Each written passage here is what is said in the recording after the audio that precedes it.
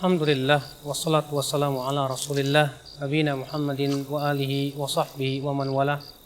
Asyhadu an la ilaha illallah wahdahu la syarikalah, wa asyhadu anna Muhammadan abduhu wa rasuluhu, amma ba'd. Ayyuhal ikhwah, a'azani Allah wa iyyakum. Masya Allah, dunia ini terasa ranum sekali, hijau. Anda lihat betapa manisnya dunia, betapa indahnya dunia, betapa ranumnya dunia. Dunia terkadang menjadikan kita ini tertipu. Banyak orang merasa seakan-akan ia hidup di dunia untuk selama-lamanya. Banyak orang, ya akhal Islam azani Allah wa iyyakum, menjadikan dunia seakan-akan suatu kenikmatan yang tak pernah ada habis-habisnya. Dan memang Allah Ta'ala telah mensifati dunia itu adalah sesuatu yang menipu. Allah berfirman, "Wa mal hayatud dunya illa mata'ul ghurur." Tidaklah kehidupan dunia kecuali kesenangan yang menipu. Masya Allah, ya akhal Islam. Kesenangan yang menipu itu membuat kita takut. Kenapa demikian? Karena kita semua tahu bahwasannya kita hidup di dunia tidak akan lama. Kita akan meninggal, kemudian kita akan dibalut dengan kain kafan, lalu kemudian kita akan dikuburkan di dalam sebuah tempat yang sempit, dan kemudian didatangi oleh dua malaikat yang biru dan hitam, yang berkata, "Man rabbuk, siapa Rabbmu?" Ya akhal Islam azani Allah wa iyyakum. Maka sesungguhnya ya akhi, dunia telah diberikan permisalannya oleh Rasulullah SAW. Sebutkan dalam hadis bahwasanya Rasulullah SAW bersama para sahabatnya lalu melewati sebuah bangkai seekor anak kambing yang telinganya putus. Kemudian Rasulullah SAW mengangkatnya seraya berkata, "Siapa di antara kalian yang mau membeli bangkai ini dengan harga 2 dirham?" Para sahabat berkata, "Wahai Rasulullah, siapa di antara kami yang mau membelinya, wahai Rasulullah? Kalaupun ia hidup, wahai Rasulullah, kami tidak akan mau membelinya." Kenapa demikian? Karena bangkai ini atau anak kambing ini cacat, putus telinganya.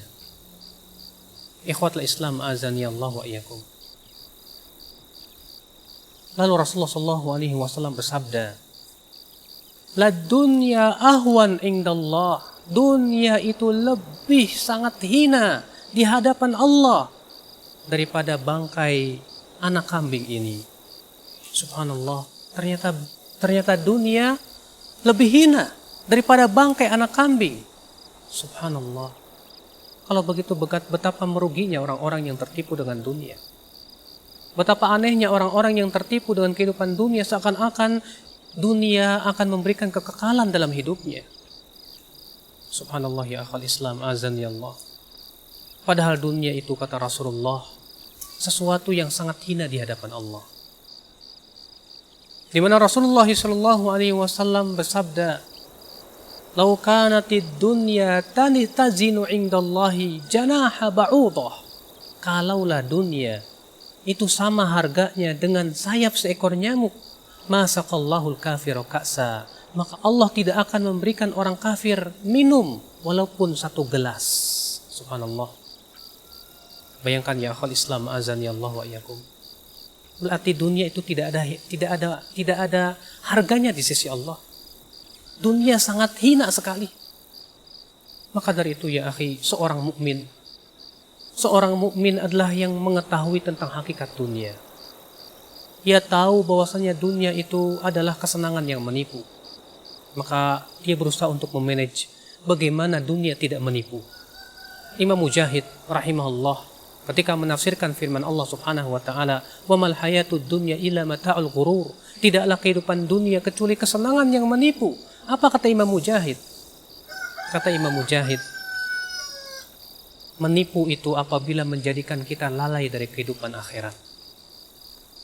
Adapun ketika dunia itu tidak melalaikan dari kehidupan akhirat, bahkan kita jadikan dunia sebagai wasilah menuju kehidupan akhirat, maka itu tidak disebut tertipu. berarti itu bukan kesenangan yang menipu. Na'am wallah.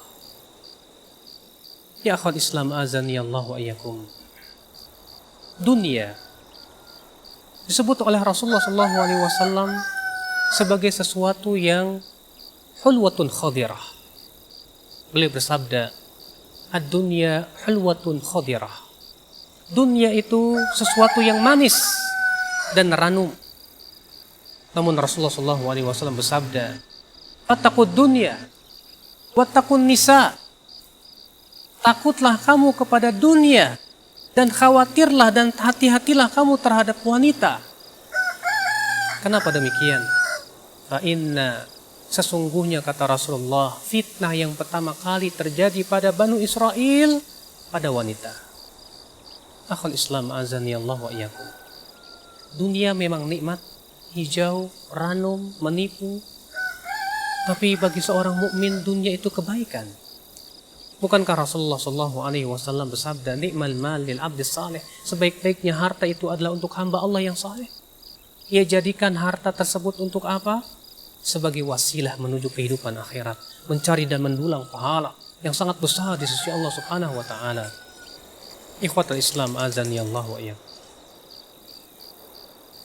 Kita ya akhi hidup di dunia, semua yakin bahwasanya kita hidup di dunia tak akan selama-lamanya. Maka apa yang kita persiapkan menuju kehidupan dan kematian kita, apa yang kita persiapkan menuju kehidupan setelah kematian, ini menjadi pemikiran kita bersama ya akhi. Bukankah ketika seorang sahabat datang kepada Rasulullah, lalu ia berkata, ya Rasulullah, mata sa'ah, wahai Rasulullah, kapan terjadinya hari kiamat itu? Sementara Rasulullah sedang berbicara, kemudian Rasulullah bertanya, tadi siapa yang bertanya tentang hari kiamat? Beliau bersabda, apa kata Rasulullah? Madza a'datta laha? Apa yang kau persiapkan menuju kehidupan akhirat, menuju hari kiamat? Apa yang kita persiapkan? Selama kita terus menerus ya akhwal Islam azani Allah sibuk dengan dunia, kapan kalau begitu waktu-waktu kita untuk mempersiapkan menuju kehidupan akhirat? Apakah kita tidak tahu bahwa kejayaan Islam ketika kaum muslimin tidak tertipu dengan dunia? Sebaliknya, Rasul kita yang mulia alaihi salatu wasallam mengatakan bahwasanya kaum muslimin akan ditimpa kehinaan di saat mereka tertipu dengan dunia. Beliau bersabda, "Idza tabayatum bil 'ina wa akhadtum adnabal baqar." Apabila kalian tabayatum bil 'ina, berjual beli dengan cara riba, dan kalian mengambil ekor sapi dan kalian ridho dengan tanaman, apa yang terjadi? Wa taraktumul jihad, dan kalian meninggalkan jihad di jalan Allah, sallallahu alaikum dhulla. Allah akan kuasakan kehinaan atas kalian. La yanzi'uhu hatta tarji'u ila dinikum. Allah tidak akan cabut kehinaan itu sampai kalian kembali kepada agama kalian. Subhanallah. Subhanallah. Ternyata ketika kaum muslimin tertipu oleh dunia, Allah jadikan mereka hina. Dalam hadis lain, Rasulullah SAW bersabda, di mana beliau menggambarkan tentang keadaan umat Islam nanti. Kata Rasulullah, yushikul umam an tada'a bikum kama tada'al akalatu ala qas'atiha. Hampir-hampir umat nanti, umat-umat kafir itu akan saling memanggil untuk menyantap kalian, sebagaimana binatang-binatang kecil itu saling memanggil teman-temannya untuk menyantap sebuah hidangan. Kemudian para sahabat Rasulullah bersabda, ya Rasulullah, famin qillatina yawma idzin. Wahai Rasulullah, apakah pada waktu itu kita jumlahnya sedikit, wahai Rasulullah? Kata Rasulullah, tidak, bal antum katsir. Jumlah kalian tuh banyak, kata Rasulullah. Walakin gutha'un ka gutha'is sail. Akan tetapi seperti buih yang dibawa oleh banjir. Tahukah Anda? Anda lihat bagaimana setelah Jakarta banjir selesai, yang ditinggalkan adalah buih berupa sampah. Ternyata Rasulullah Shallallahu Alaihi Wasallam menggambarkan bahwa kaum muslimin nanti seperti buih yang dibawa banjir.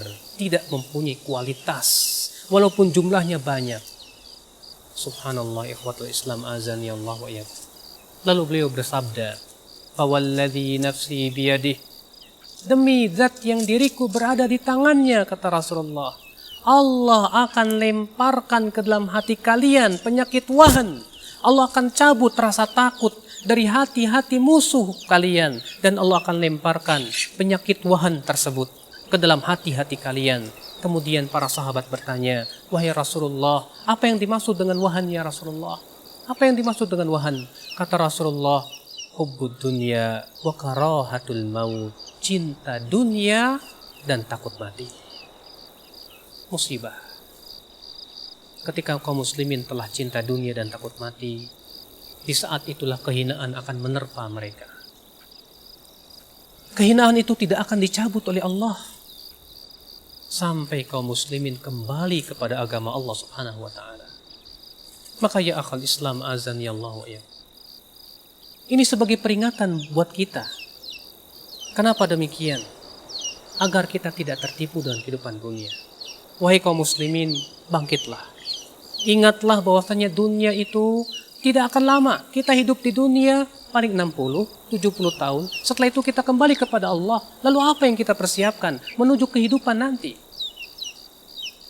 Mari kita berusaha untuk berbekal diri dengan membela agama Allah Subhanahu wa taala. Dalam hadis yang saya sebutkan tadi, ikhwatul Islam, Rasulullah mengatakan, kalau kalian disibukkan dengan jual beli cara inah, itu riba, dan kalian tertipu atau terlalu sibuk dengan pertanian dan peternakan, dan kalian meninggalkan jihad di jalan Allah. Ya akhi, meninggalkan jihad di sini maksudnya jihad yang dimaksud apa? Apakah jihad itu selamanya harus perang? Tentu tidak.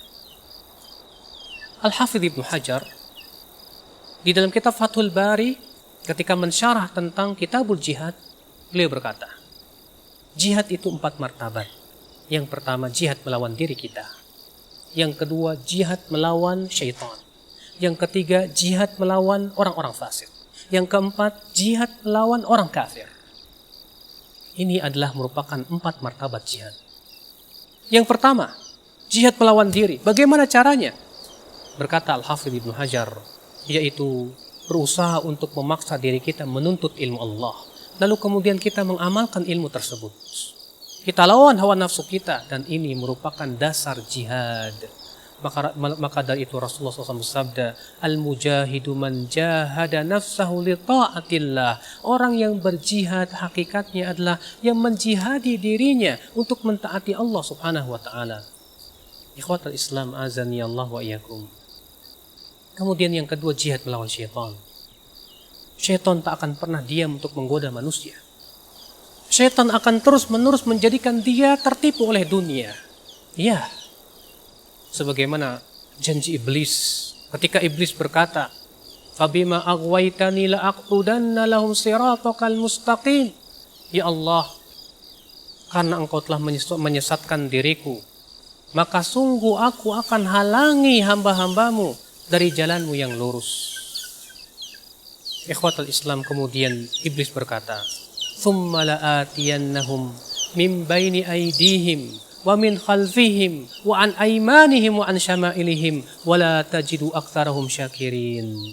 Kemudian ya Allah, aku akan datangi mereka dari arah depan, dari arah belakang, dari arah kanan, dari arah kiri. Engkau tidak akan mendapatkan kebanyakan hambamu bersyukur, kata iblis. Ya.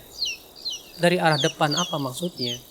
Sebagian ulama ada yang menafsirkan yang dimaksud dengan arah depan dijadikan ia lupa kepada kehidupan akhirat. Yang dimaksud dari arah belakang yaitu dijadikan ia cinta dunia. Ia menganggap dunia segala-galanya. Ia menganggap ia hidup di dunia saja. Ia tidak akan dibangkitkan. Ia menganggap bahwa dunia ini sesuatu yang kekal. Subhanallah. Adapun dari kanannya dengan syubhat dan dari kirinya dengan syahwat. Ikhwatul Islam, azani Allah, janji iblis. Maka dari itu jihad melawan syaitan adalah perkara yang penting sekali. Bagaimana caranya? Al-Hafidh mengatakan, jihad melawan syaitan itu hakikatnya dengan apa? Ma'rifatu khutuwati syaitan, mengenal jalan atau langkah-langkah syaitan. Mengenal langkah-langkah syaitan, ya akhul Islam, azani Allah wa iyyakum. Kemudian yang ketiga, jihad melawan orang fasik. Apa kata Al-Hafidz Ibnu Hajar? Yaitu dengan cara mendakwahi mereka, mengajarkan orang-orang bodoh itu agar mereka kembali kepada Allah, mengajarkan orang-orang yang banyak berbuat maksiat itu agar mereka mau bertaubat kepada Allah Subhanahu wa taala. Adapun jihad orang kafir dengan cara memeranginya, namun itu ada fase-fasenya dan pembahasannya dalam kitab-kitab fikih jihad tentunya. Ya akhul Islam, azani Allah wa iyyakum. Jadi inilah hakikat kehidupan dunia ya akhi. Berarti kita selama hidup di dunia, kita harus selalu berjihad melawan diri kita. Selama kita hidup di dunia, berarti kita harus terus berjuang. Perjuangan itu tak akan pernah berhenti. Itu agar kita tidak tertipu dalam kehidupan dunia. Ya akhwat Islam, kita mohon kepada Allah agar Allah melindungi kita dari tertipu dari dalam kehidupan dunia. Kita mohon kepada Allah ya akhi agar kita termasuk orang-orang yang menyadari tentang hakikat kehidupan dunia dan bahwasanya kita hidup di dunia tak akan lama. Kita akan kembali kepada Allah, kita akan dimintai pertanggungjawabannya oleh Allah Subhanahu wa taala. Kemudian tujuan kita tiada lain surga kah atau neraka kah?